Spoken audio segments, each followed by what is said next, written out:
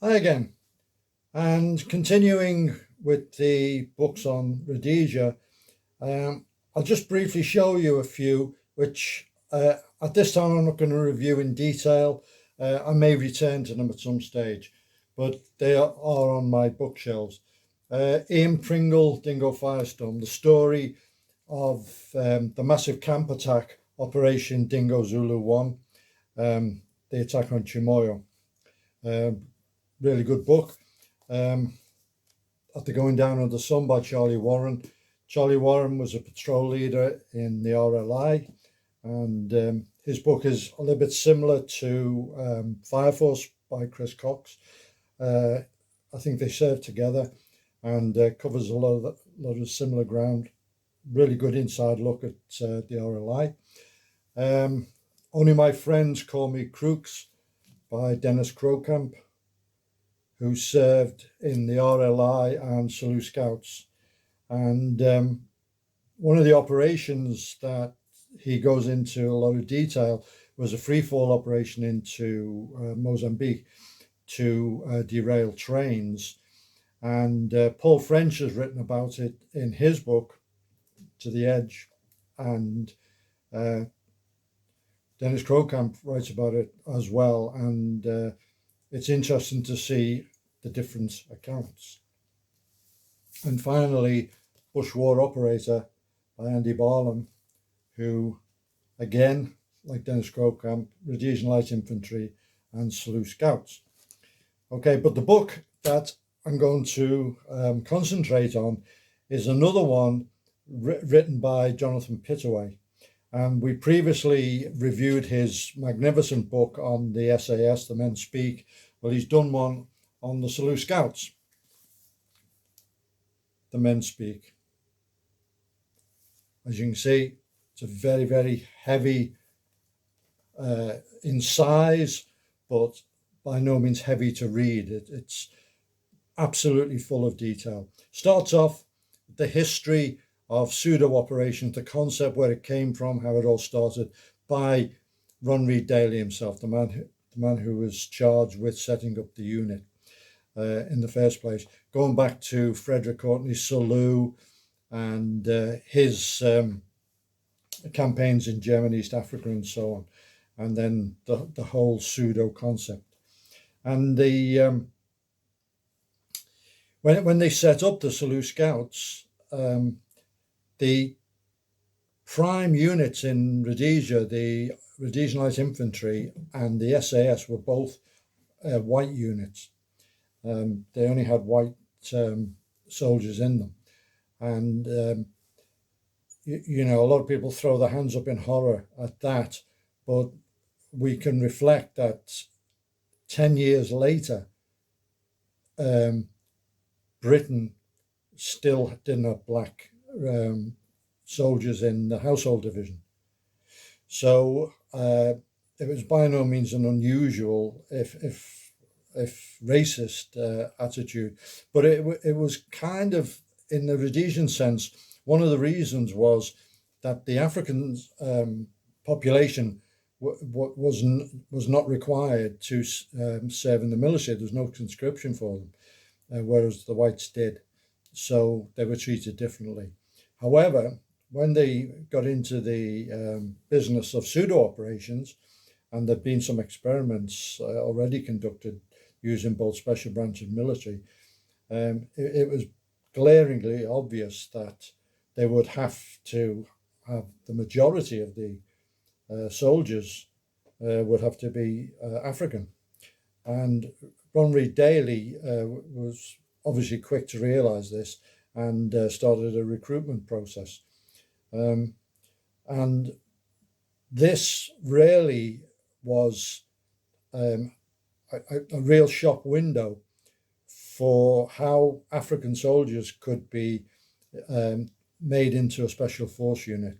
And the Selous Scouts were without doubt the finest African special force unit on the continent of Africa. In some cases, there wasn't that much of a competition. There were units in various African countries that had gave the guys airborne wings and things with berets and things like this, didn't actually have any parachute capability. So it was all sorts of pomp, whereas in Rhodesia, the guys were actually doing the job and doing it to a very, very high degree. And we'll talk a little bit about that later. So the book goes into tremendous detail on all aspects. The core mission of the Selous Scouts was the pseudo operations, counter gangs, infiltrating, and so on. And there were originally 3 troops, 1, 2, and 3, which, as the whole thing expanded, became groups. So 1, 2, and 3 group. 1 and 2 being Mashona, and 3 group being Matabele. So that was the raison d'etre of the Selous Scouts. But they quickly adopted other roles. And for example, the Recce troop, which became Recce group, is an example of this. And the book goes into a lot of detail on it. And it was all came from Chris Schulenberg, who had specialized in reconnaissance in the SAS.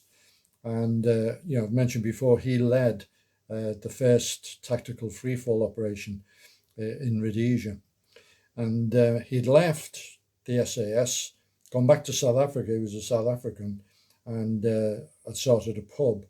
But then, series of events, he decided him and his mates, who were all ex-SAS, wanted to rejoin the fray.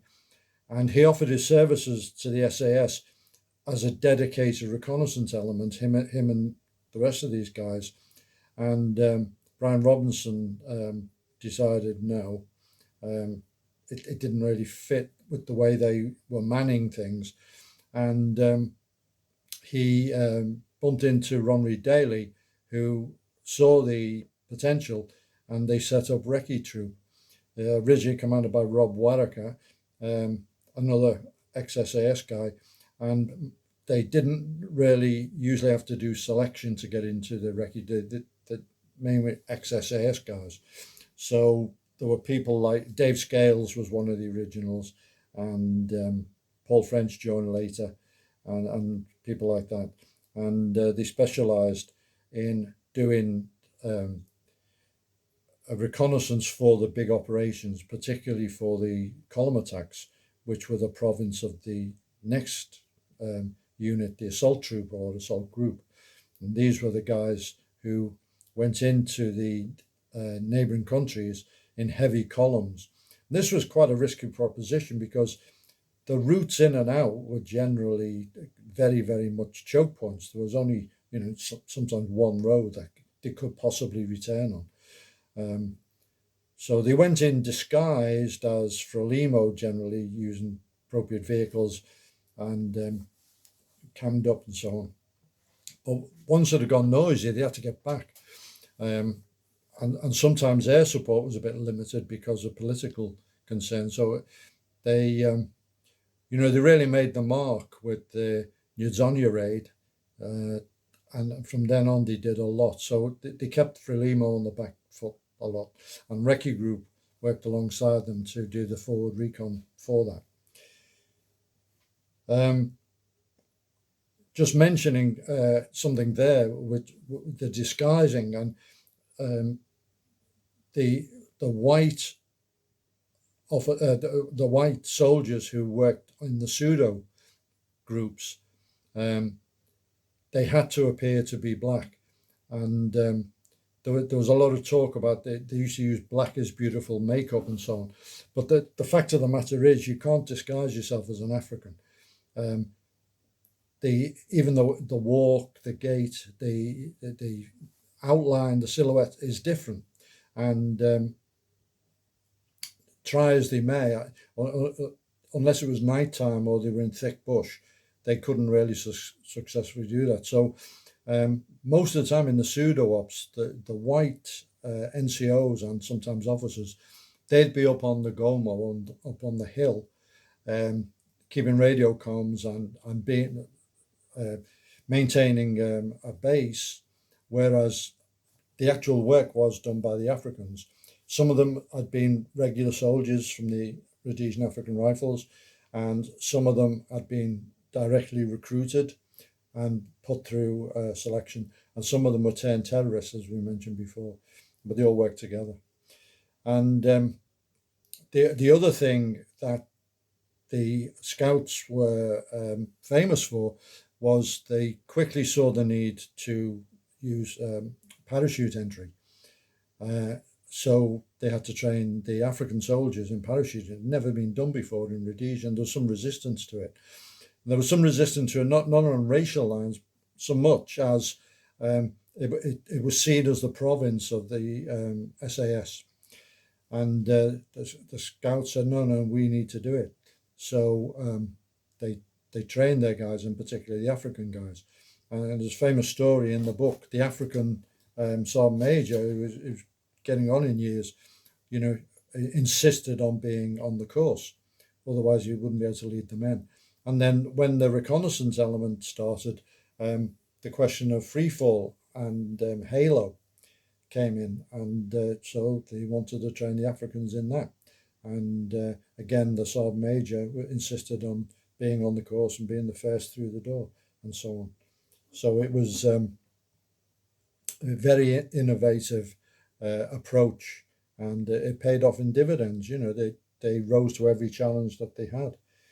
And another aspect in the book is operations, urban operations in Zambia. Basically, they ran aspiring in Zambia, mainly because they had guys who had sterile passports that they could use, and these were doing urban reconnaissance for future attacks or snatches or whatever in the capital. And that's a very interesting part of the book. There's another section in there.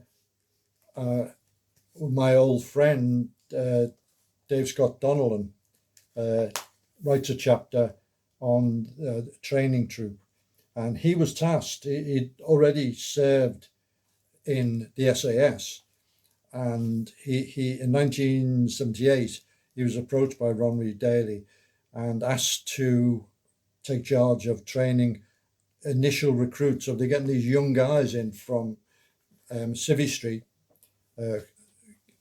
who are on their call up, and they put them through a training phase to prepare them.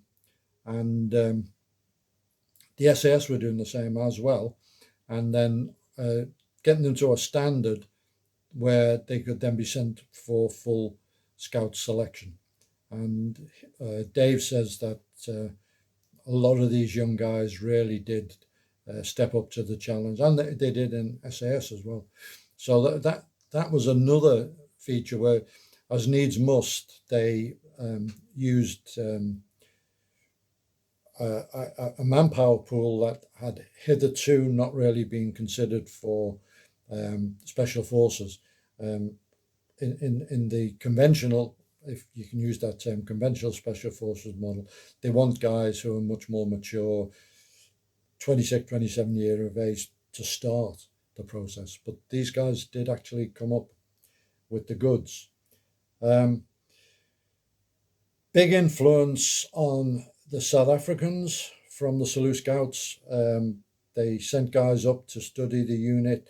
Now, this was a little bit of a contentious issue because so much of what the Scouts did was secret, particularly the pseudo ops, and but they did pull the curtain back a bit, and the South Africans started a section of their own.